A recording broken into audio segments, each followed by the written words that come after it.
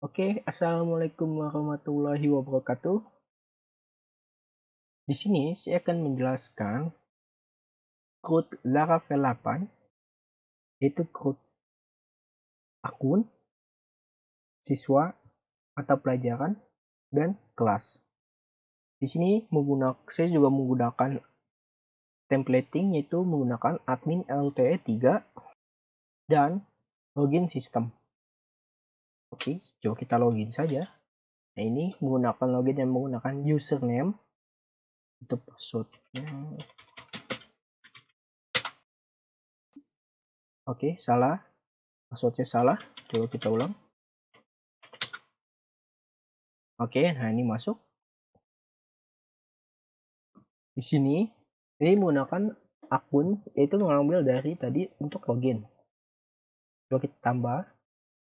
Misalkan di sini admin 2, lalu masukkan nama akunnya. Ini kan username, lalu di sini ada akun. Misalkan akunnya itu admin admin Carls. Misalkan itu, lalu admin.net. Dan passwordnya misalkan admin 321, lalu misalkan lagi admin 321, lalu kita save, berhasil. Nah, ini berhasil menambahkan akun.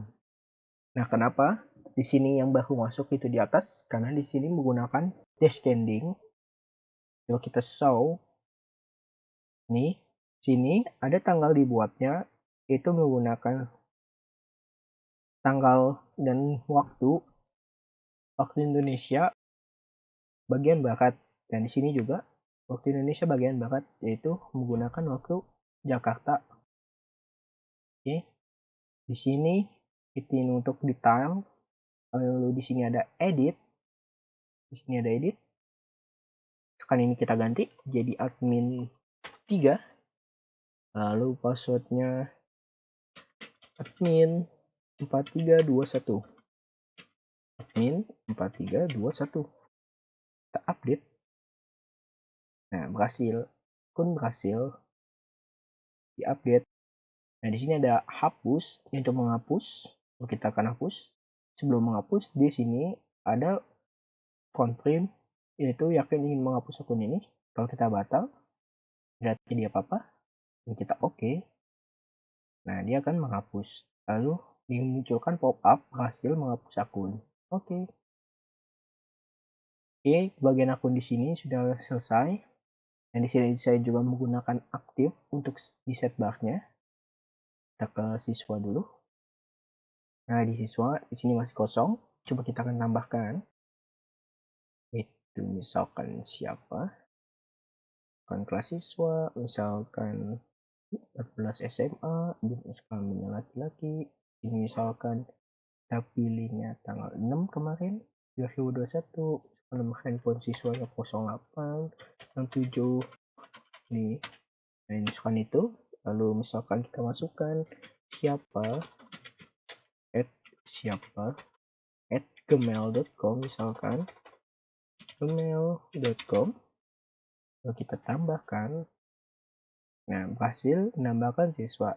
Nah, siswa yang tadi berhasil ditambahkan. Lalu di sini ini ada untuk melihat detail dari siswa.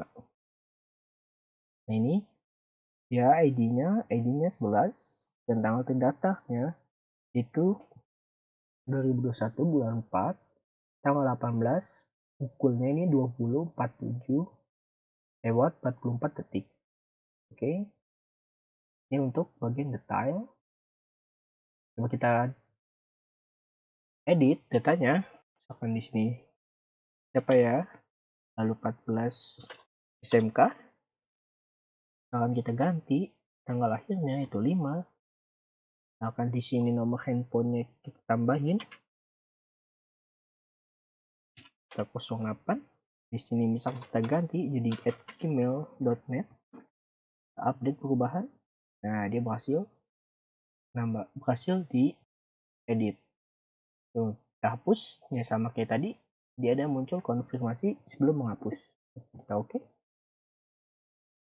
Nah, dia akan terhapus. Coba kita tambah lagi, lalu kita kosongkan. Nah, dia maka akan ada peringatan, yaitu namun siswa tidak boleh kosong, kelas tidak boleh kosong, jenis kelamin, tanggal lahir, nomor handphone, dan email tidak boleh kosong. Oke, siswa sudah kelar dengan siswa. Kita lanjut ke mata pelajaran. Di sini juga kosong, coba kita tambahkan dulu. Oke, di sini juga sama seperti tadi. Jika kosong, dia maka akan ada peringatan atau error untuk mengisi datanya. Kita masukkan kode mata pelajaran ya, misalkan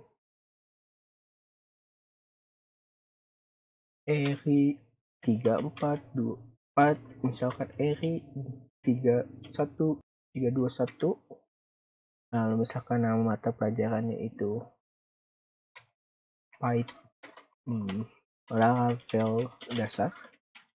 Lalu nama pelajar yang misalkan ini nama saya sendiri, itu misalkan nama pengajar ya.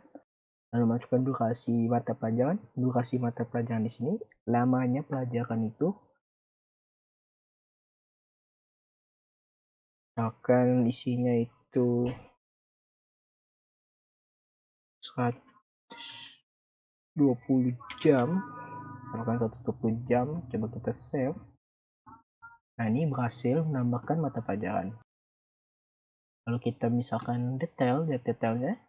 Nah, ini yang baru tadi ditambahkan yaitu 20-50.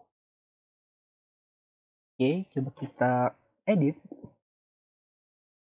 Akan kita ganti ini jadi 48 jam. ERI 5. Ya, bisa kita tambahin. Coba kita save. Nah, itu dia, maka akan mengupdate datanya. Itu jadi 48 jam. Jadi kita hapus. Nah, ini akan ada confirm juga. Oke.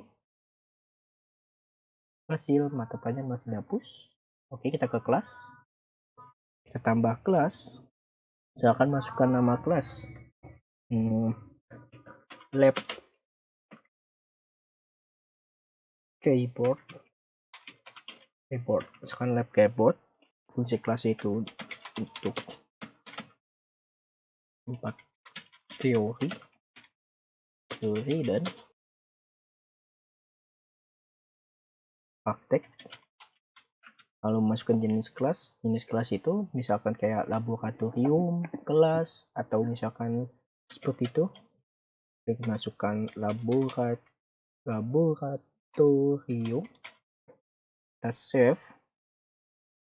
Nah, ini berhasil menambahkan kelas. Coba kita lihat detailnya. Nah, ini sini ada ID-nya dan tanggal dibuatnya.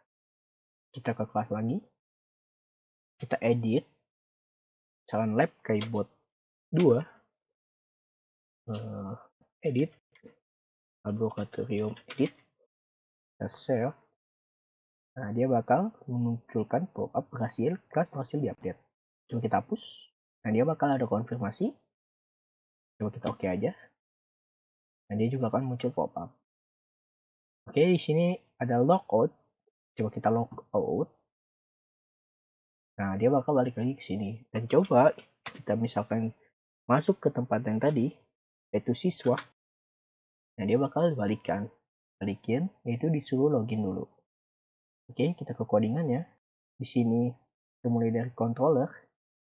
Yaitu di sini ada admin di sini untuk tadi yang akun. Di sini ada index untuk menampilkan. Lalu di sini ada show, edit, update, dan destroy-nya. Di sini juga ada kelas. Sama, itu ada index, create, store, show, edit, dan update, and destroy. Nah, di sini juga ada mapel. Ini juga sama, isinya seperti tadi. Kelasnya juga sama. Karena di sini saya menggunakan code Eloquent ORM. Jadi di mana di sini menggunakan model. Nah, model di sini saya dapat dari sini. Ini model. Ada model kelas, mapel siswa, dan user. Nah, kenapa tadi waktu saya input Itu ada warning atau error, peringatan.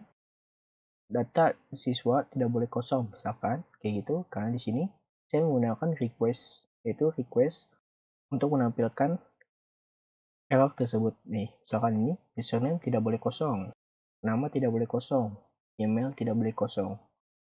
Oke, lalu di sini ada research. Ini untuk view-nya, untuk tampilannya, yaitu nih ada akun, kelas, mata pelajaran, dan siswa. Oke, di sini ada detail akunnya. Ini untuk detail yang tadi. Ini ada kelas juga, sama. Ini ada mata pelajaran, ada siswa, dan di sini ada template-nya untuk admin LTE 3-nya. Jadi di sini ada login template juga. Ini untuk bagian yang di sini. Oke, lalu di sini ada vendor. Ini untuk alat yang memunculkan pop-up tadi. Di sini ada root, yaitu web. Web ini untuk menampilkan yang di atas ini root. Misalkan seperti ini, siswa. Nah, itu untuk seperti itu. Lalu misalkan mapel. Nah, itu untuk root di atas ini nih. Seperti login. Nah, itu. Lalu di root di sini, ini memanggil controller yang tadi ada di dalam HTTP controllers, di mana di dalamnya itu menggunakan admin terlebih dahulu, baru dipanggil controller ya. Sedangkan di sini, ini ada root middleware out. Nah, ini middleware out ini agar dia sebelum login tidak akan menampilkan data dari isi data dari yang ada di sini. Nah, di sini root research itu root di mana ini untuk menggunakan Eloquent ORM. Jadi hanya satu root saja. Ini untuk udah bisa menambahkan data, menampilkan data, mengedit data, dan menghapus datanya. Oke, di sini ada akun, siswa, mapel, kelas. Ini dari berbeda controller. Dan coba kita lihat ke bagian setbar yang aktif tadi. Nah, setbar di sini saya menggunakan ternary yang didapat dari controller. Misalkan di sini setbar akun, datanya aktif, lalu kosong. Itu saya ambil dari controller. Ini setbar akun setbar. Oke. Oh ya, di sini kompak di sini untuk mengget variabel yang ada di sini. Ini variabel akun dan variabel setbar. Oke, di sini sama. Ini ada setbar siswa, mapel, kelas. Ini untuk yang tadi aktif tadi. Oh ya, di sini ada logout. Di sini menggunakan CSRF untuk tokennya. Lalu di sini ada URL logout. Metodenya itu post. Lalu the close for submit event prevent default itu agar tidak replace. Lalu di sini ada ikonnya nih untuk tadi. Dan terakhir yaitu untuk loginnya. Login itu ada di out, yaitu menggunakan middleware login US untuk loginnya. Oke, sekian penjelasan mengenai code sekolah, yaitu akun, siswa, mata pelajaran, dan kelas. Terima kasih. Wassalamualaikum warahmatullahi wabarakatuh.